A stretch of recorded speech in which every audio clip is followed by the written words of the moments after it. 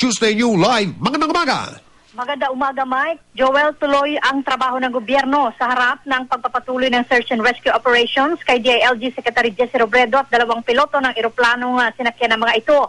Aminado si Deputy Presidential Spokesperson Abigail Valte na hindi maiwasang maapektuhan sila kasama ang iba pang miyembro ng gabinete sa pangyayaring ito kay Secretary Robredo, lalo pa at napalapit na raw sa kanila ang kalihim sa araw-araw nilang pakikipag-ugnayan dito.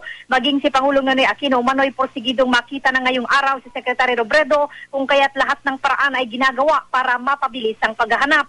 Sa kabila nito, tiniyak ni Valte na hindi maaampat ng pangyayaring ito ang trabaho sa lahat ng ahensya ng gobyerno. Kasabay na rin ito ang apela ni Valte sa publiko na gustong makiisa sa pagpapatuloy ng vigil alas 8 ngayong umaga sa National Shrine of the Divine Child sa Lasal Green Hills habang alas 9 naman ng umaga ang misa.